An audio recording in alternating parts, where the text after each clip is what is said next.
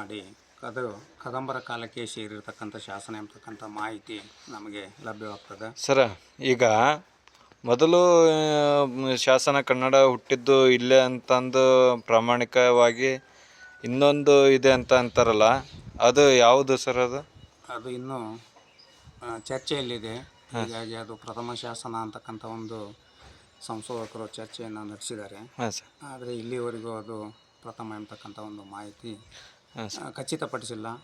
ಕಾಲಾನಂತರದಲ್ಲಿ ಸಂಶೋಧಕರು ಅದನ್ನು ಪತ್ತೆ ಮಾಡಿ ಹಲಿಮಿಡಿ ಶಾಸನವೇ ಇಲ್ಲಿಯವರೆಗೆ ಮೊಟ್ಟ ಮೊದಲ ಶಾಸನ ಎಂಬತಕ್ಕಂಥ ಒಂದು ಮಾಹಿತಿ ಇತಿಹಾಸದಲ್ಲಿ ಉಲ್ಲೇಖಿತವಾಗಿರೋದ್ರಿಂದ ಅದನ್ನೇ ನಾವು ಪ್ರಥಮ ಶಾಸನ ಅಂತೇಳಿ ಈಗ ಅದನ್ನು ಸ್ವೀಕಾರ ಮಾಡಿದ್ದೇವೆ. ಇದು ವೈಶಿಷ್ಟ್ಯ ಅದು ಯಾವ ಥರ ಇದು ಆಗಿದೆ ಸರ್? ಇದು ವೈಶಿಷ್ಟ್ಯ ಅನ್ನಲಿಕ್ಕೆ ಇದು ಸ್ಥಳ ಮತ್ತು ಶೋಧನೆಯನ್ನು ನೋಡಿದರೆ ಹಾಸನ ಜಿಲ್ಲೆ ಬೇಲೂರು ತಾಲೂಕಿನಲ್ಲಿ ಹಲಿಮಿಡಿ ಎಂಬತಕ್ಕಂಥ ಒಂದು ಗ್ರಾಮದಲ್ಲಿ ಕ್ರಿಸ್ತಶಕ 450 ಕಾಲದ್ದು ಅಂತೇಳಿ ಡಾಕ್ಟರ್ MS ಕೃಷ್ಣರವರು ಪತ್ತೆ ಮಾಡಿದ್ದಾರೆ ಸಂಶೋಧಕರು. MS ಕೃಷ್ಣರವರು. ಕಾಲ ಸುಮಾರು 450 ಎಂಬತಕ್ಕಂಥ ಒಂದು ಮಾಹಿತಿ ಲಭ್ಯ ಆಗ್ತದೆ.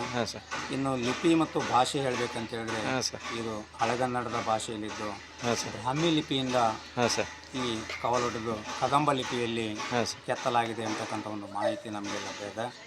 ಆಮೇಲೆ ಇದು ಕದಂಬರ ಕಾಲದ ಕಾಕುತ್ಸವರ್ಮನ ಕಾಲದಲ್ಲಿ ಶತ್ರುಗಳ ಮೇಲೆ ಗೆದ್ದ ವಿಜಯ ಅರಸ ಎಂಬ ಯೋಧನಿಗೆ ಪಲ್ಮಿಡಿ ಮತ್ತು ಮುಳಿವಳ್ಳಿ ಅಂತಕ್ಕಂಥ ಗ್ರಾಮಗಳನ್ನು ಗಟ್ಟಿಯಾಗಿ ನೀಡಿರ್ತಕ್ಕಂಥ ಮಾಹಿತಿ ಕೂಡ ಈ ಶಾಸನದಲ್ಲಿ ನಮಗೆ ಲಭ್ಯ ಆಗ್ತದೆ.